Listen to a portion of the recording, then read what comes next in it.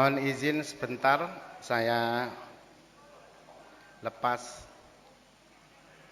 masker karena kata istri saya, Bu Nyai, ayah itu ganteng kalau tidak pakai masker. Nah, gitu.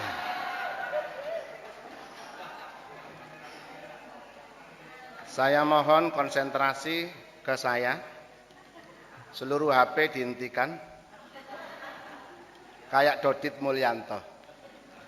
Assalamualaikum warahmatullahi wabarakatuh. Bismillahirrahmanirrahim. Alhamdulillahi rabbil alamin. Allahumma salli ala nuril anwar wa sirril asrar wa tiryakil aghyar wa miftahi babil yasar Sayyidina Maulana Muhammadinil Muhtar wa alihil adhar wa asqibil ahyar adadani amillahi wa ifdalih. Asyhadu an la ilaha illallah wa asyhadu anna Muhammadar Rasulullah. Allahumma salli ala Sayyidina Muhammad wa ala alihi wa ashabihi ajmain amma ba'd. Hadratil muhtaramin, para alim, para ulama yang sangat saya hormati, Ibu Ketua Pengurus Wilayah Badan Kontak Majelis Taklim Provinsi Jawa Timur, beliau yang terhormat Ibu Dr. Haja Siti Nur Asiyah Amin Mahfud, dan seluruh pengurus dari PW, selamat datang, ahlan wa sahlan bihudurikum di Kabupaten Tuban. Yang saya hormati saudara saya, Kepala Kantor Kementerian Agama Kabupaten Sidoarjo beserta Ibu, Kepala Kantor Kementerian Agama Kabupaten Situbondo beserta Ibu. Ini asli orang Tuban. Tapi Tuban sebelah dengan Bojonegoro, tidak ada GPS saking desanya Pak Munir ini ya.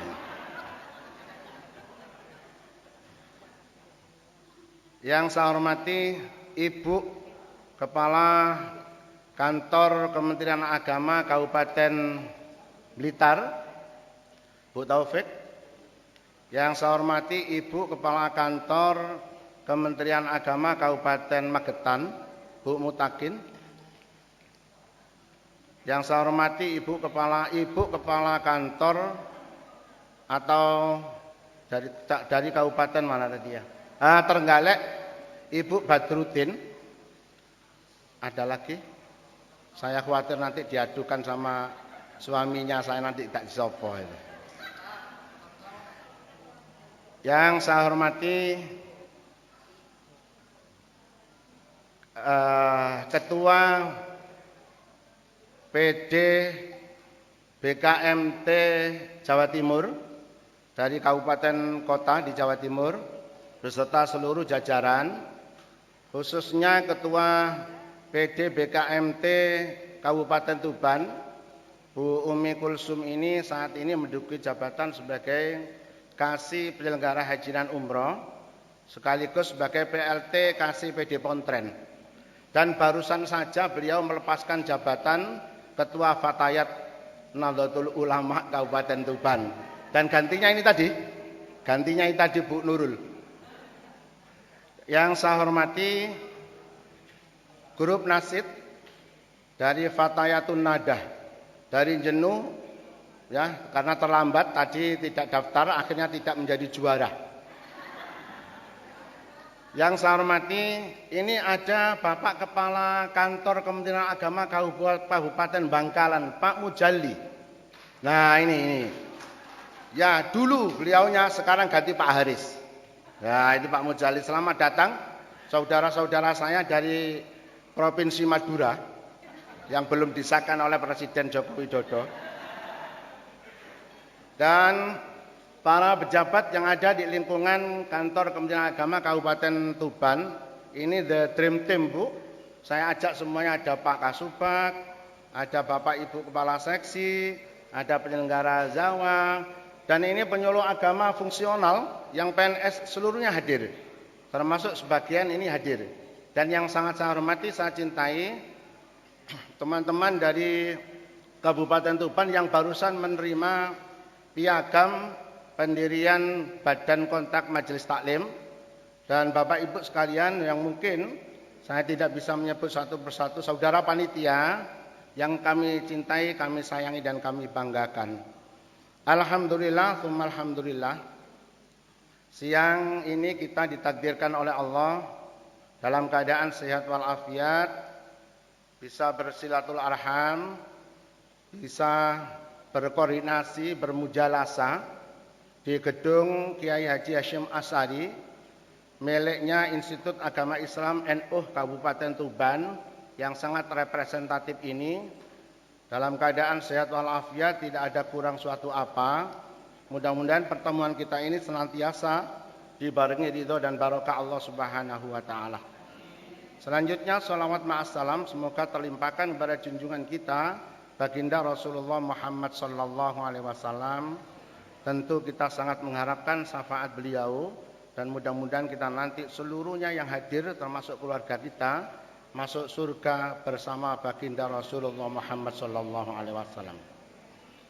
Bapak Ibu yang sangat saya hormati, tentu saya atas nama Kantor Kementerian Agama Kabupaten Tuban mengucapkan terima kasih, apresiasi dan penghargaan setinggi-tingginya utamanya kepada pengurus PW BKMT Provinsi Jawa Timur dan pengurus PD BKMT Kabupaten Kota di Jawa Timur yang hari ini memenuhi undangan dari Ketua PW NU dari Ketua PW BKMT Provinsi Jawa Timur yang ada di Kabupaten Tuban. Mohon maaf, tadi sudah disampaikan oleh Ketua Panitia sekaligus Ketua BKMT Kabupaten Tuban.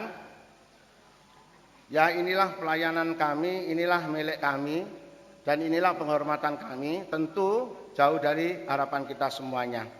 Oleh karena itu, saya atas nama pimpinan sudah berjuang semaksimal mungkin, namun di sana sini masih jauh dari harapan kita. Oleh karena itu, saya atas nama pimpinan mohon maaf yang sebesar-besarnya. Selanjutnya Bapak Ibu, yang saya sampaikan pada saat ini sebenarnya yaitu tadi yang disampaikan oleh Ibu Ketua tadi sebenarnya. Berarti sudah tuntas apa disudahi ini? Ya konsep saya ya apa yang disampaikan oleh beliaunya itu ya tuntas.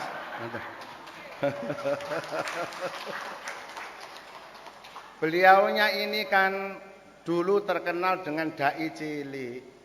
Jadi kalau ngomong di mimbar seperti ini 2 jam 3 jam cukup itu.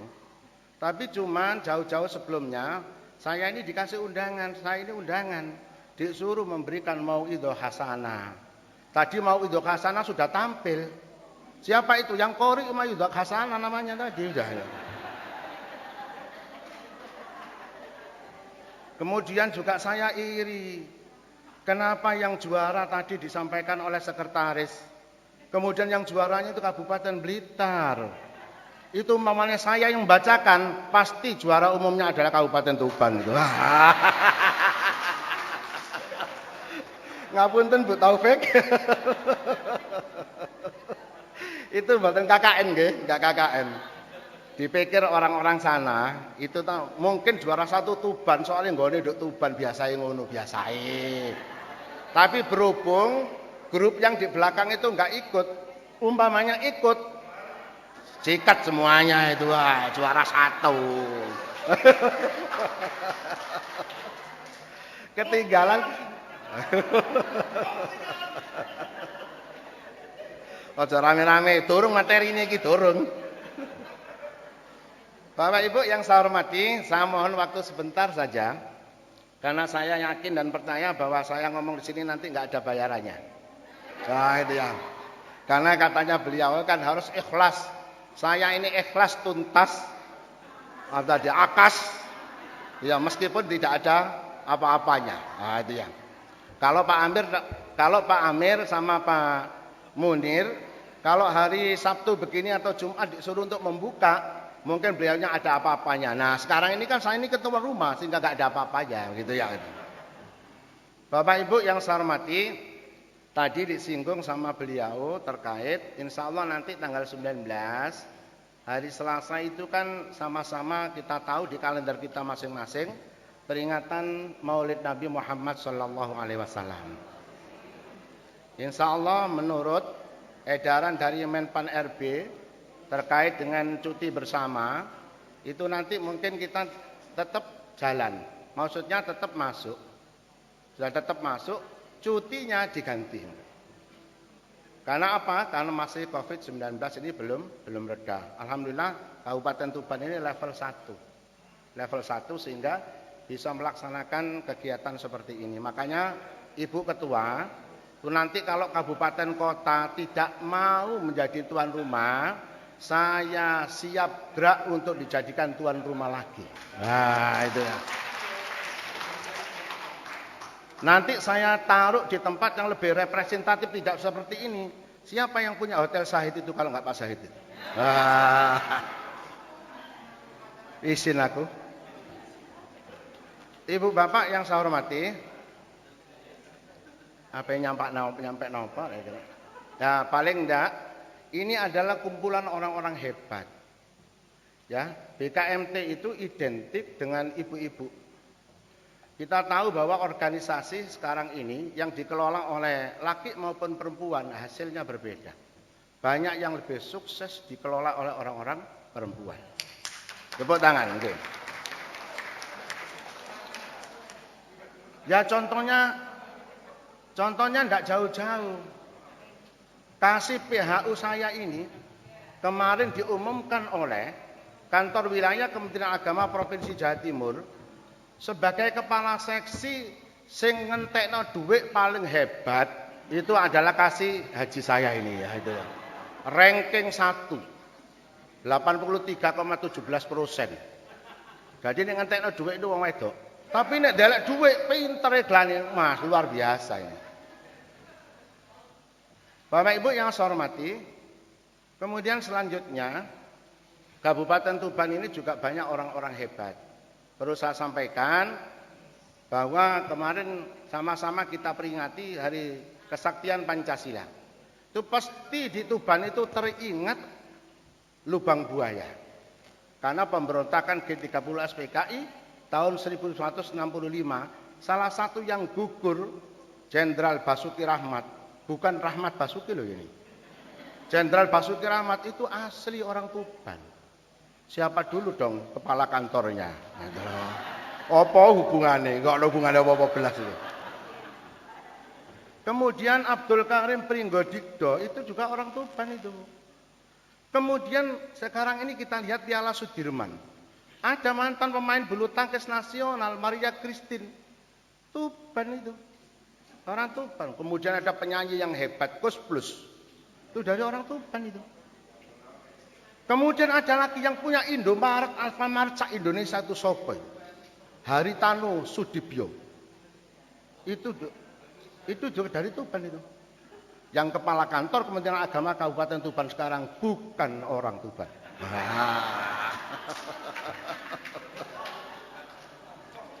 Di sini juga hebat. Yang Wali Songo itu di sini ada Sunan Bonang. Meskipun mungkin juga di Surabaya juga ada. Kemudian ada Asmoro Kondi, Syekh Maulana. Siapa itu? Saya Maulana. Siapa jenenge? Iya, Asmoro Kondi. Kemudian ada Sunan Bejagung, ada Ronggo Lawe. Juga itu dari Tuban.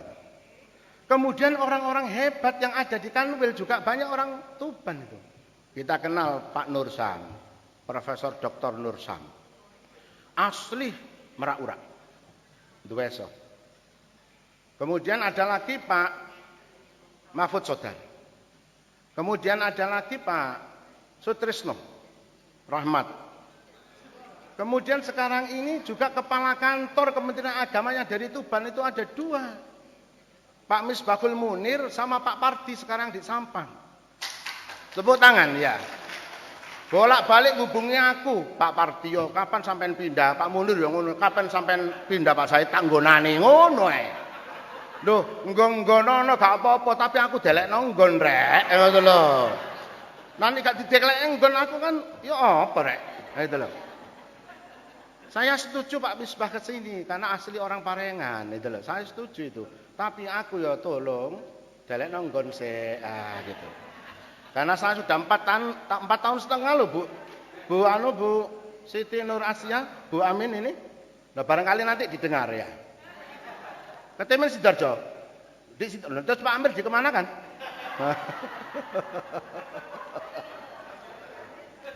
Beda itu menunggu garis tangan dan campur tangan Allah.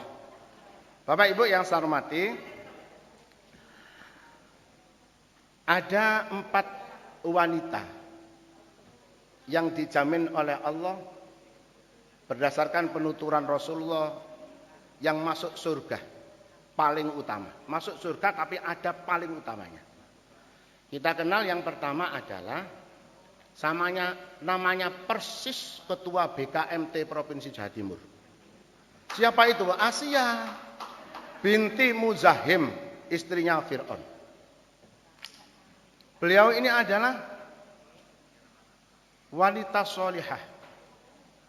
Tetapi mohon maaf tidak taat kepada suaminya karena suaminya mengaku dirinya sebagai Tuhan.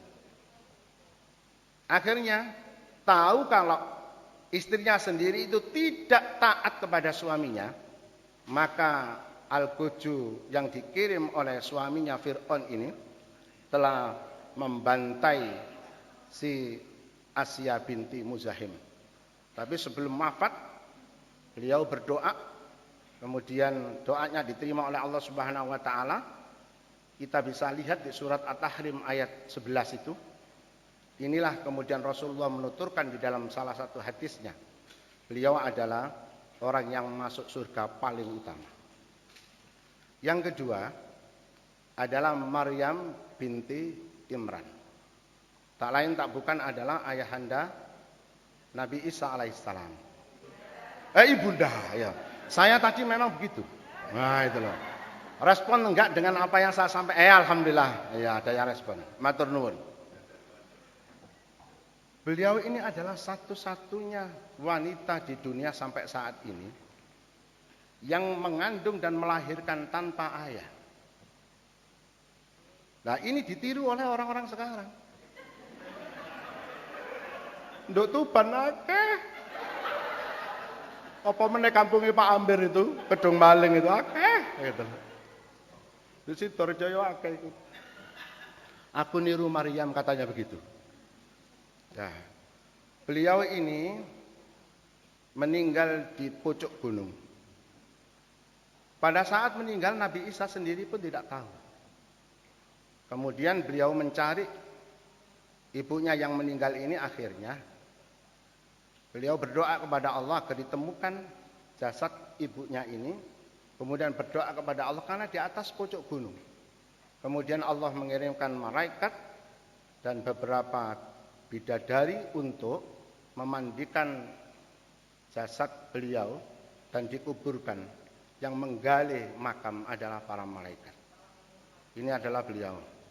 Ini adalah contoh apakah sama seperti kita. Preketek Satyani, budal ngetek mulai gawani. Engkang nomor 3, ngapunten lho Bu Nyai. Aku ngene iki izin aku. Ayo. Yo. Izin soalnya apa ana saingan gitu lho. Apa-apa dadi mubalek ana Bu Nyai kan lho. Yang ketiga kita ketahui Khadijah binti Khuwailid. Beliau tak lain tak bukan adalah istri baginda Rasulullah Muhammad sallallahu alaihi wasallam yang dinikahi usia 40 tahun, Rasulullah usianya 25 tahun. Beliau adalah seorang entrepreneur. Seorang janda tapi kaya raya. Wanita yang sangat solihah. Hartanya habis diperuntukkan pengorbanan terhadap perjuangan baginda Rasulullah Muhammad sallallahu alaihi wasallam.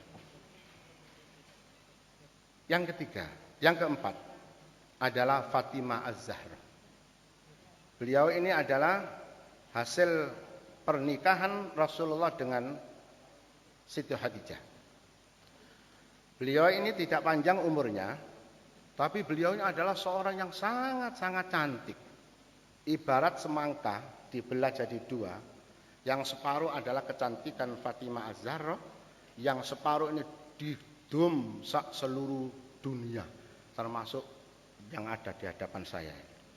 Makanya tadi tak delok itu ya wayu-wayu, tapi kalau melihat Fatimah jauh lebih cantik meskipun saya tidak bisa berhadapan langsung. Ya gitu ya. Ya kalau saya membayangkan Fatimah tidak jauh-jauh di rumah saya ada. Gitu. Siapa itu? Oh, durung tak hormati ya ki mau ya, Masya Allah. Iki kok dikepuki temenan aku iki kok. Iso gak dikei bareng iki kok aku. Ketua Dharma Wanita Persatuan dan Kemenak Kabupaten Tuban dan pembina BKMT Kabupaten Tuban yang terhormat istri tercantik dan tersayang. Bu Amin aja dikandakno Pak Amin nggih ngeten iki nggih. Fatimah ini sampai sekarang di samping kecantikannya, sampai sekarang belum ada yang menyamai mulai dulu hingga insya Allah ila yaumil qiyamah. Apa itu? Beliau adalah satu-satunya wanita yang menstruasi dan haid atau nifas hanya sehari semalam. Ada kira-kira, ini ada Bu Dokter. Nanti kita konsultasi psikologis kepada beliau. Kira-kira ada enggak itu? Nah, kira-kira ada enggak? Mari melahirno meneh sudah tuntas isok digawe maneh. Nah itu loh. Sempenting iku sempenting iku. Wong seminggu nunggu ya gak mari-mari ditingkik ae ya. Ternyata setelah kita buka kitabnya ada latar belakangnya. Apa itu Pak Said? Pada saat Rasul melakukan hubungan suami istri, ini langsung atau ini berhenti atau langsung? Mohon. Lanjut, iya. Iya, lanjut saja nggih. Ada rahasianya ternyata. Apa itu? Pada saat Rasul melakukan layaknya hubungan suami istri dengan istrinya Khadijah. Karena ini kan hasil perkawinan antara Rasulullah dengan Siti Khadijah. Allah melalui perantaraan malaikatnya mengirimkan buah dari surga. Sebelum bertanding itu dimakan dulu sama beliau berdua ini.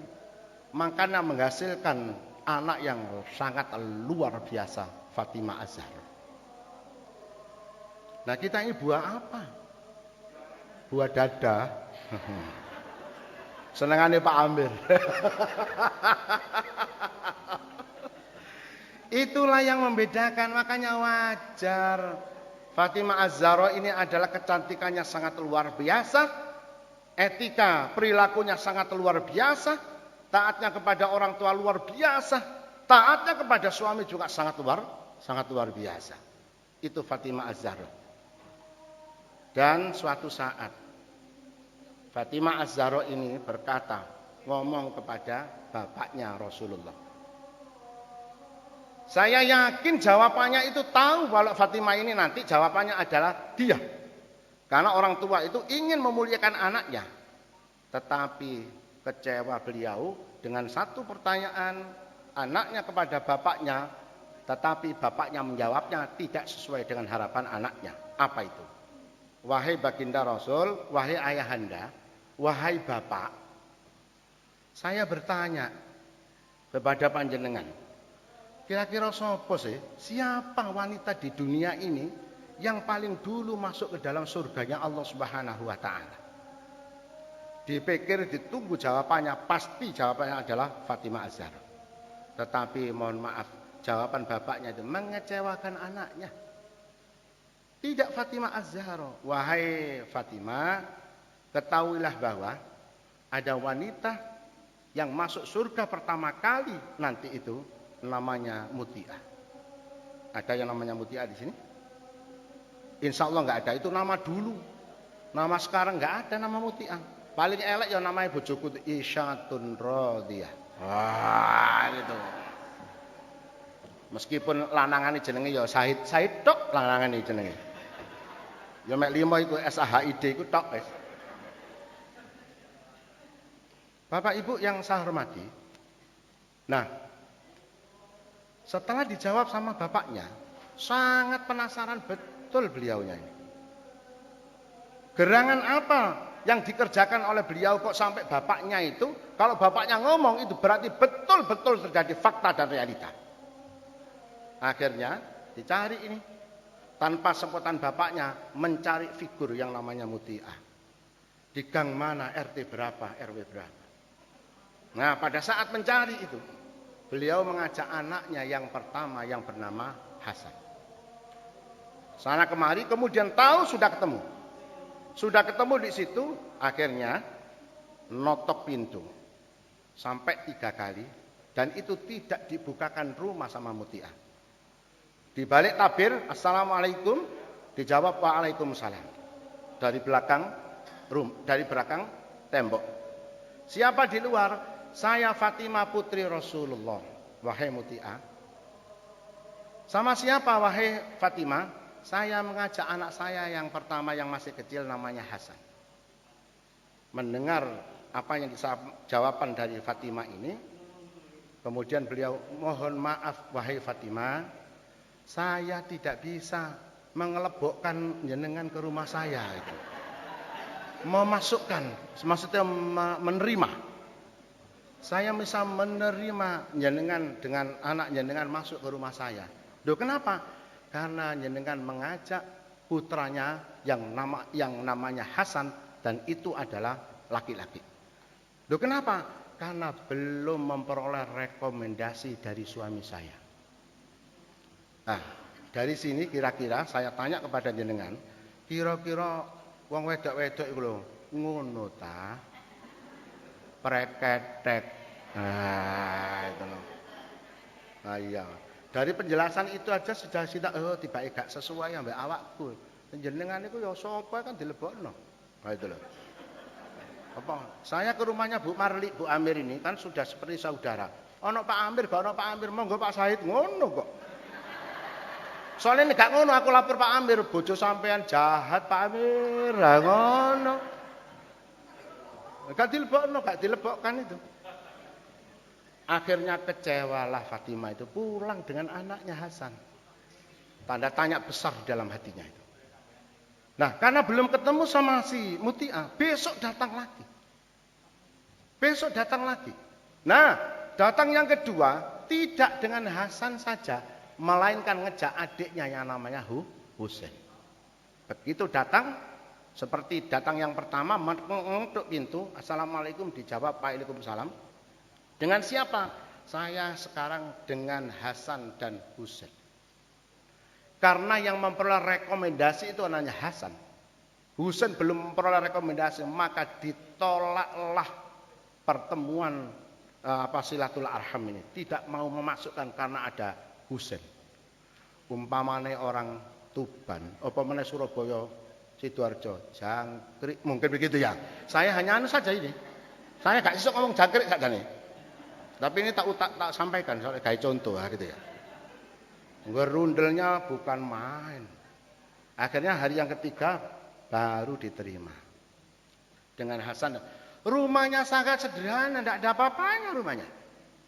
Tidak ada apa, tidak ada perangkat-perangkat yang sangat mahal-mahal seperti rumah kita.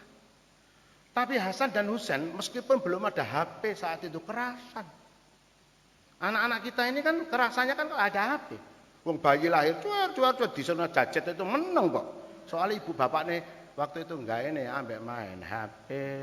Nah gitu. Apal. Akhirnya diamatilah dari ujung rambut sampai ujung kaki si Muti'ah ini. Nah pada saat itu Muti'ah tidak konsentrasi, lalu lalang dari ruang tamu ke belakang ke ruang dapur. Tapi dibiarkan anak-anak itu main sendiri kerasan, nggak kecak mulai belas, menunjukkan rumah itu adalah baiti jannati. Nah di saat sela-sela itu ada percakapan dengan Muti'ah dengan si Fatimah. Wahai Muti'ah, apakah suamimu ini adalah sebagai seorang pegawai negeri seperti Pak Said? Oh, enggak.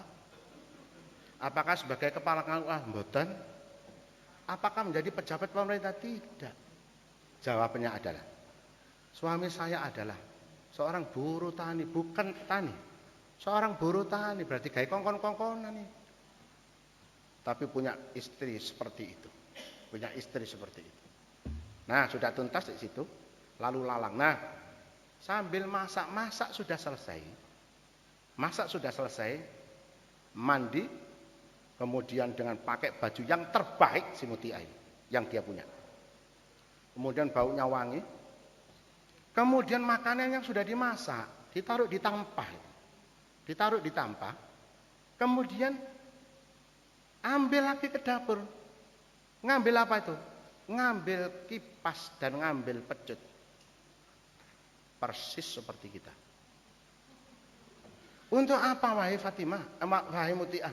Makanan yang sudah siap di atas dikasih gitu. Wahai si Fatimah, ketahuilah. Nanti kalau suami saya pulang, sing gegeri kileng-kileng kaya ngono ku soleh tersengat matahari. Nanti saya siap manakala dia itu kepanasan itu. Coba kipas. Apakah sudah pernah kita lakukan sama suami-suami kita? Aku takon bojoku wae, wis tahu Bu sampean Bu?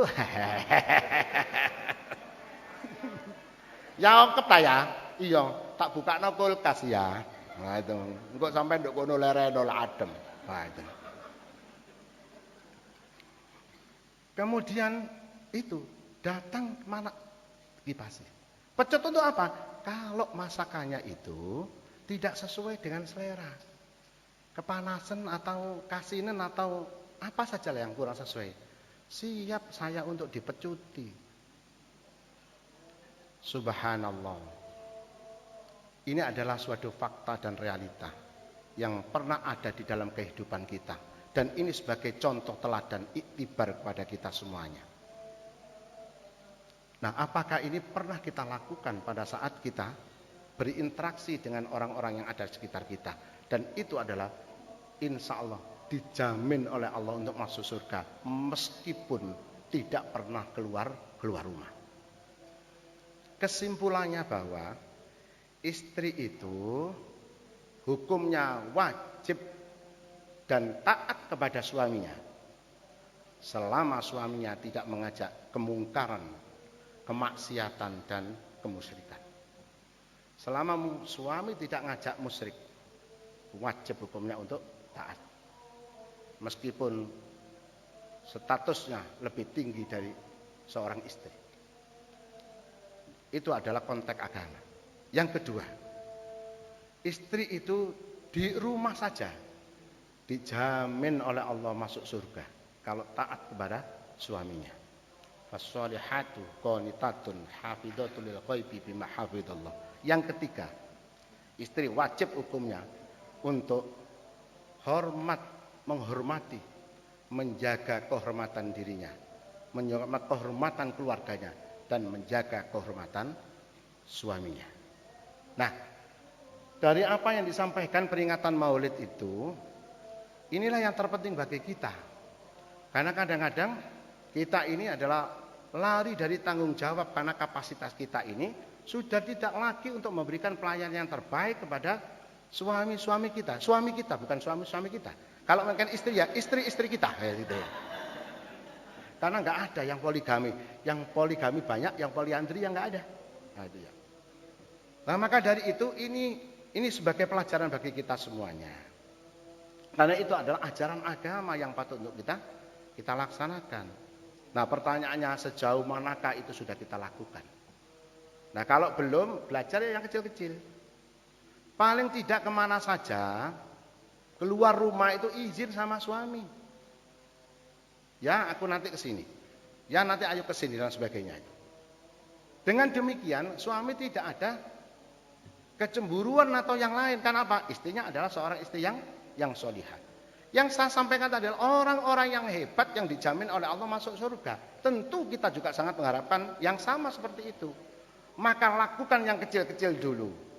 Insya Allah istiqomah melakukan yang kecil-kecil itu diibarat oleh Allah telah melakukan yang besar-besar, dan itulah mungkin sebagai jalan untuk sampai kita kepada Allah dan nanti insya Allah kita masuk surga bersama-sama. Allahumma amin.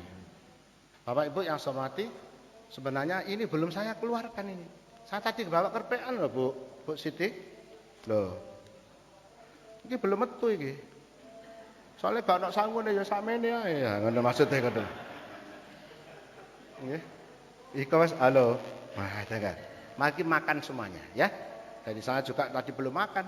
Nah, itu nggih. Bapak Ibu yang saya hormati, mungkin itu beberapa hal etis manakala ini terus saya sampaikan.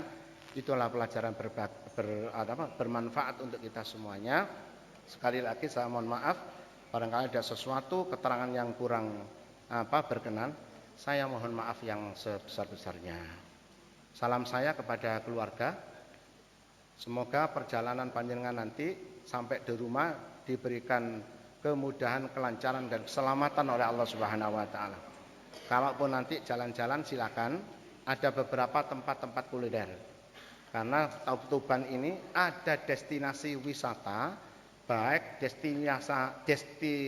destinasi wisata alam, destinasi makanan maupun religi, semuanya ada.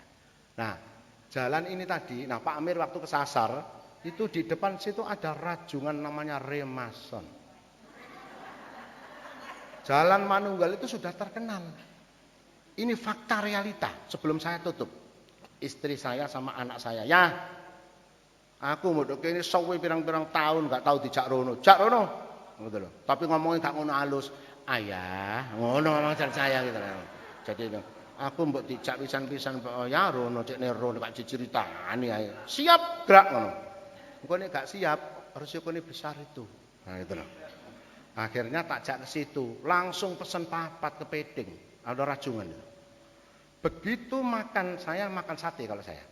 Begitu makan satu sama anaknya itu, lambene godres.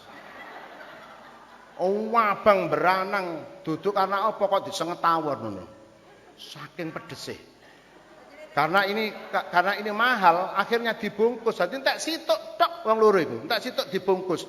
Teko omah rajungane diumbah, Bu. Dimasak maneh. Nah nek umpamane jenengan nduk kene ya rono tapi bayar dhewe-dhewe gitu lho. Tak udono tok ngoten lho. Itu salah satu nggih. Wal afu minkum wallahul muwaffiq ila aqwamit thoriq. Assalamualaikum warahmatullahi wabarakatuh.